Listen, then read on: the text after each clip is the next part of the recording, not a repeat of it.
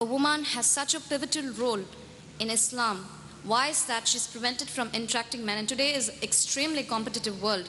I mean, how without interacting with men, writing for competitive exams and appearing for such, you can stop yourself from growing? The sister asked the question, today is a world of competition. Without women interacting, how can they compete in this world, etc. Sister, Islam is a religion which has uplifted the woman, and Muhammad Sallallahu Alaihi Wasallam is the major benefactor. There is not a single rule in Islam which prevents the upliftment of the woman. But in the name of upliftment, Islam does not believe in degrading women.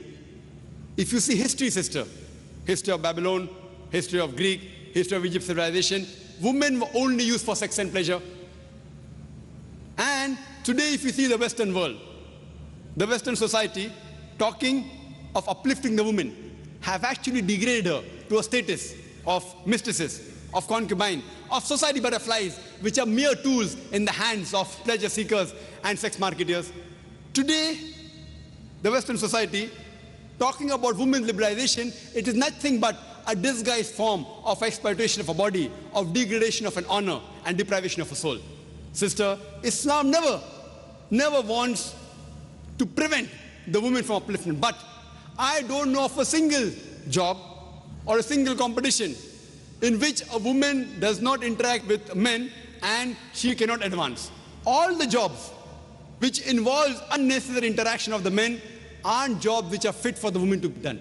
There's not a single modest job which I know which prevents the woman about the modesty role.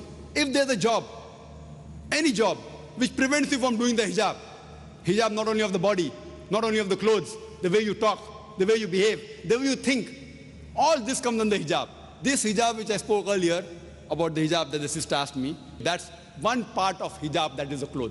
There are hadith in which the wives of the Prophet, they did cover their face. But everything what the Prophet did is not farz for us.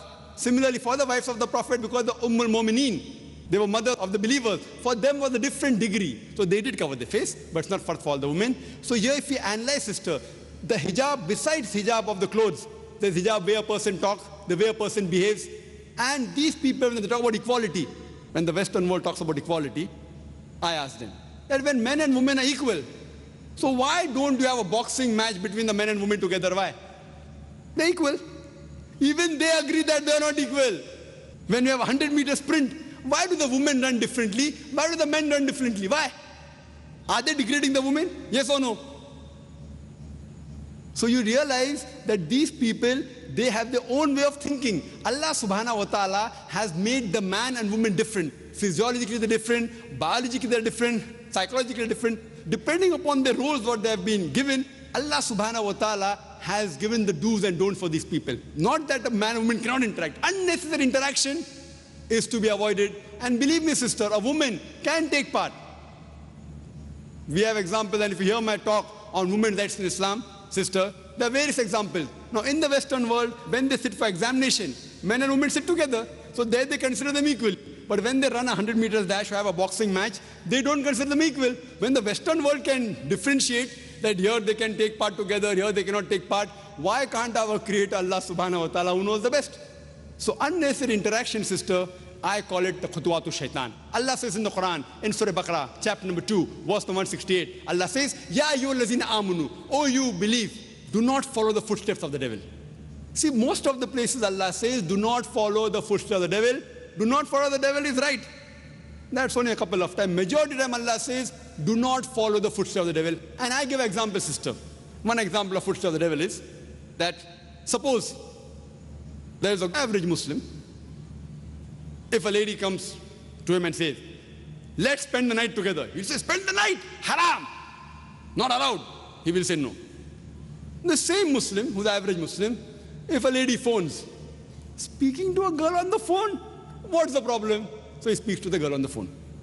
After a few calls, he said, let's have maybe tea in McDonald's or Kentucky Fried Chicken, I don't know whether they're in Madras or not, or let's go to fast food joint. Going with a girl to fast food joint, no problem. After some time, she says, let's have dinner in a restaurant. Dinner with a girl in a restaurant, no problem. Then she said, let's spend the night together. Spend the night together, no problem. These are khutwatu shaitan. It's not mentioned in the Quran. I'm giving my own example. Khutwatu shaitan. So therefore, stop it at the first level itself. When it's a requirement, when you have to speak to the man, when requirement in emergency, etc., yes, you can do with lowering your gaze. Suppose you're a lady and you get sick and there's a gen doctor, very well, you can go to the gen doctor. That doesn't mean you cannot speak to the gen doctor. When required, but with lowering your gaze, with modesty, but unnecessary gossiping what they have in colleges. In colleges, they gossip, very common, not only in the Western world. In Western world, according to the statistics of USA, more than 90% of the women, before they pass school, they have lost their virginity. Do you know that? Same in UK. Even in Bombay, I was shocked. More than 50% of the girls, before they pass the school, they lose their virginity. I was shocked. Why?